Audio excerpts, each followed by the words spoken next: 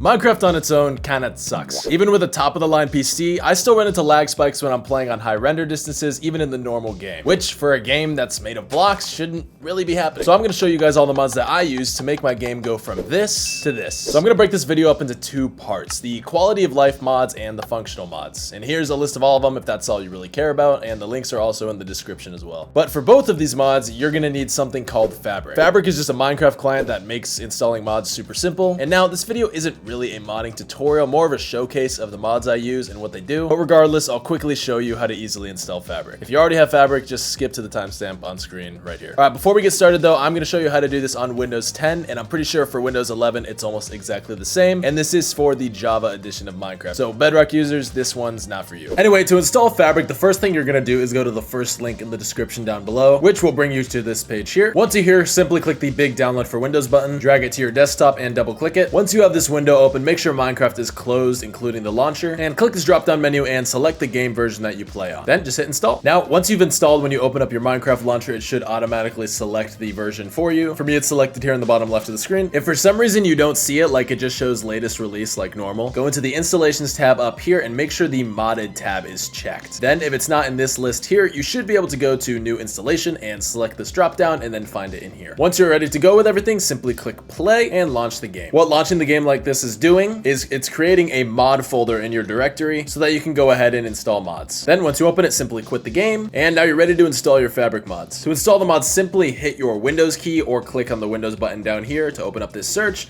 and type in run. Hit enter. Then once this dialog box is open, simply type %app-data% and hit enter. This will open up your app data folder, which has all of the data for all of your apps. Minecraft should be near the top. If it's not, then just scroll until you find it, double click it, and you should have a mods folder. If for some reason you launched the game and the mods folder did not generate, or you're just not seeing it for some reason, then no problem, just right click on the side here, new, make another folder and call it mods. M-O-D-S, just like this, and it should work fine. Now to install a mod, all you have to do is first download one. I recommend using the sites either CurseForge or Modrinth. All of the mods down below in the description are going to link to Modrinth because it's the site that I use the most. Then once you download the mod, it should look like this .jar file here with a little cup of coffee. If it doesn't look like this, then you probably don't have Java installed correctly, and you can just run a YouTube search to figure out how to do that. It's pretty simple as well. But anyway, once you have your mods and they look like this .jar, you just drag it into the folder and there you go. That's all you have to do. Like I said, super easy. All right, now let's go through the mods that I use. First, I'll go over the quality of life mods that I use, and all these mods do is improve the performance of the game. They don't affect gameplay, they don't have any special functionality or tools or anything like that. They simply make your game run better. And first on the list is Sodium. Sodium is simply a rendering engine that significantly increases the efficiency of the game and provides a pretty massive FPS boost. It also serves as the foundation for most of the other mods that you're going to see in this video. So if you plan on downloading any of my mods, you have to download Sodium. This is basically a requirement for any Fabric mods. But other than that, it's relatively uninteresting. So next we got Starlight. Similar to Sodium, this completely overhauls the lighting engine of the game, which will also help add to FPS boosts, but it won't change anything visually. It doesn't make the lighting look any different or anything like that. It just improves how it works. After that, if you're interested in using shaders, I use the Iris mod, which is a shader support mod. If you don't really care about shaders, you're not going to need this at all. But once you install this mod, it allows you to use whatever shaders you want. It'll generate a shader packs folder in your directory where the mods folder is, and you can just drag and drop shader packs into there. There's plenty of tutorials online if that sounds confusing. And you may be thinking that I don't use shaders in my videos, but I actually do. If we go under shader packs, I use Fabulicity, which is just basically a copy of the Optifine built-in shaders. And the difference this adds to the game is very subtle. This is on, this is off, but when you play with it for a while, it becomes pretty obvious. I just use these because it makes the game look a little bit brighter and a little bit nicer. It's just personal preference. You can use whatever shaders you want that are supported by the mod. Next on the list is the Indium mod, which is just another performance mod, and I won't pretend to know the technical aspects of this one. I just know that it helps with functionality in relation to Fabric itself and the Sodium mod, and it's something that's going to be required for a lot of other mods for Fabric. And similar to Indium, we also have the Fabric API, which isn't listed in the game here, but it is something that's needed for some mods that work with Fabric. Again, I'm not going to pretend to know all the technical aspects. I just know that I need it for a lot of the mods that I use, but if you don't need it, it doesn't really hurt to have. So if I were you, I would just download it anyway for convenience sake, and then take it out if you're having some issues in the future. Next is Continuity, and this is another just visual mod, kind of like Iris, and this just allows you to connect the textures of certain blocks like glass, because I know some people like their glass blocks to be connected and and not look like this grid. But again, personal preference, pick whatever you like. After that, we have Clumps, which does exactly what it says here. Clumps XP orbs together. This is like the most minor performance boost you could ever have, but it is pretty convenient for picking up a lot of XP orbs at once. Sometimes if you're running a raid farm or an enderman farm, you know that you have to stand there for a while and pick up all the XP orbs and wait for them all to go away. This makes that happen way faster by clumping them all together. And next we have one of the last mods, which is the mod that's been on screen this entire time, and that is mod menu. Without this mod, you can't see the screen that I'm in, which allows you to like go in and change settings of mods, which is pretty useful for every mod, so you should probably have this for sure. Now these next mods are technically performance mods, but they're really only needed if you're planning on using some of the functional mods that I'm about to show in the next half of this video. And that is first Malilib, which is needed for pretty much anything here, item scroller, Litematica, things like that. It's similar to Indium in the way that it's needed to support these other mods. Again, I don't know any of the technical aspects. I'm not a programmer or a modder. I just use the mods, okay? But if you're gonna plan on using any of the functional mods that I'm about to talk about, you're gonna need Malilib. Another one of these mods is the carpet mod. Now this is, I call it an information mod because that's all it does, is it gives you information about the game that you wouldn't otherwise have access to. There's a million commands, and I'll throw a video up on screen right here with a link in the description that basically runs down how to use this mod. This is very user specific. If you're just an average Minecraft player, you're probably not gonna need this mod at all. But if you're kind of a hardcore player who likes to delve into the technical aspects of the game, build complex farms or do whatever, anything that would require you to get information that you wouldn't otherwise have access to about the game, then this mod's for you. Okay, and that wraps it up for our quality of life mods. Again, I would pretty much recommend downloading all of those if you play the game casually. It allows you to do so many other things, and it also improves performance pretty massively. And trust me, if you get all of these mods, you'll see the difference I'm talking about, and you will be genuinely shocked about how you played the game without any of these mods. Okay, and for the second half of the video, I'm gonna be talking about the functional mods I use. Now, these are technically still vanilla mods. They don't change the game at all. They don't add any new blocks, biomes, mobs, etc. But I like to think of them as very powerful or useful tools. Now, I would only recommend using any of these mods if you're kind of a hardcore player who really likes to build, you know, complex redstone builds or massive cities or other massive builds like that. These are going to be really helpful for you. But if you're just kind of a casual player who likes to hop on a realm with some friends and just enjoy some survival Minecraft, then I wouldn't really recommend getting these. You really are not going to have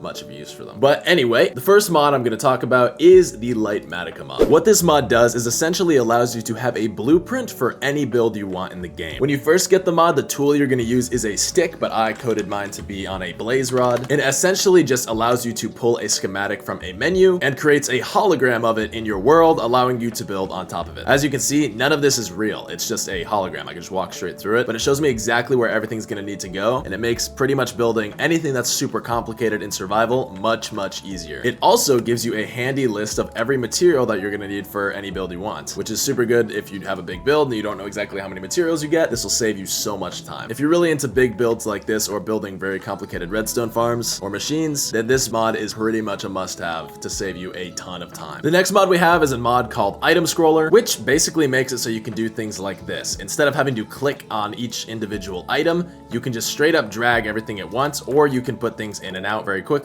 drop them on the floor instantly, and it just basically makes interacting with inventories and chests and things like that so much more smoother, simpler, and faster. It also has a very nice functionality for mass crafting. So if I put in the recipe for a diamond block like this, hold the hotkey on my keyboard, we see this menu on the left side. The recipe currently set is gold ingot, but by selecting my specific hotkey, I can change the recipe to the output in the crafting table, and then by pushing a single button, I can craft every item in my inventory into that set crafting thing. Again, this is another mod that just saves you a ton of time, and also allows you to build very useful auto crafters like this, which is pretty much going to be obsolete when the auto crafter comes out in the next update. But if you remember from my rarest mobs video, I believe I had this little auto crafter here that I put a bunch of gold in, and then I just sat here and I was able to basically hold down one hotkey and constantly craft up a bunch of gold ingots. It was very useful. After that, we have a mod that I don't really use too much, but it is pretty useful for when I do need it, and that is the Minihud mod. Pressing H and C on my keyboard opens up the configuration menu, and this mod has a million options. As the name suggests, it creates a mini HUD, as you can see in the top left of my screen, and I just have some basic information up there: the current time, my coordinates, where I'm facing, how fast I'm moving, and my frames. But this mod has full customizability for all of this, so if I were to just turn on like a bunch of stuff here, I could fill out the menu to be just huge and have a bunch of information on it. You can just use this for whatever information you might need at any given time. I don't have it on a lot because when I'm recording videos, I don't want an ugly little UI in the top left that would confuse people because, you know, most people don't really know what that is. And it just looks a lot cleaner without it on. So it's kind of a case by case. It also has a couple other super useful features like light level, which allows you to see the current light level of any given block. So red means there's no light, which means mobs can spawn on it. And anything green above 0, mobs can't spawn on. So this is really useful if you're trying to spawn proof an area so that you can make efficient use of your light sources. It also allows you to view the render overlays of any specific structure, including the spawn locations for things. For example, for this ocean monument here, if I wanted to see the region where guardians could spawn, toggling this mod on would allow me to do that. Inside of this box is the only spot guardians can spawn, which is very useful for building things like sea lantern farms like I did a couple videos ago. So yeah, it's pretty useful. And last but not least, we have probably my favorite mod, which is the Tweakaroo mod. This mod is an overhaul of pretty much everything that has to do with building and has a whole slew of options similar to the Minihud mod. It has way too many things to go over, so I'll just run through a couple of the things that I use in my day-to-day, starting with the fast block place feature. If I turn it on like this allows me to just hold down my place button and place things instantly. So much faster. This is super good for building large floors or walls like this all the way around here. Another feature of the mod is the full bright, which is pretty good if I just need to see things brightly. Another use of this mod is the fast right click and left clicks, which if I toggle on fast left click, basically does what it says, clicks left click very quickly. And the same with fast right click, which allows me to place things very fast. And I mean, those are just a few of the most commonly used utilities that I have on this mod, but there's so many other options. If you download it, you'll be able to explore for yourself. So it's definitely one of the most useful mods that I have. Now, the last mod I want to show you is one that 99% of you are probably never going to use, and that is the replay mod. To use it, I just pause my game and I can start and stop recording at any time. And this mod is pretty much one of the most popular mods for content creators. Pretty much every time lapse you see on TikTok, Instagram, YouTube within Minecraft is using this mod. It fully allows me to place keyframes for different times, for both position and time, to record basically whatever I want. Again, most of you aren't really gonna need this, but if you want to record some kind of cool time lapse to share with your friends or something, or if you're a content creator yourself, then this is what you'll need. Now, one mod that I'll mention before I go is a mod that I don't actually use on the day-to-day, but sometimes I'll load it up just to see how things look because it's such a cool mod, and that is the Distant Horizons mod. As you can see, it basically allows you to play at pretty much unlimited render distance. This is a backup of my hardcore world, and as you can see all the way from the aircraft carrier to my main base to the Hall of Legends and beyond into the horizon. Now, this will take up a lot of CPU power to load, and I have a pretty beefy PC, and it is still kind of killing my frames a tiny bit, so this may or may not work for you depending on your hardware, but I thought I'd mention it anyway just because I think it's such a cool mod. Anyway, that's all the mods that I use and I think are really good for survival. Remember, all the download links are in the description, and until the next video, I hope you guys have a great day. Bye-bye.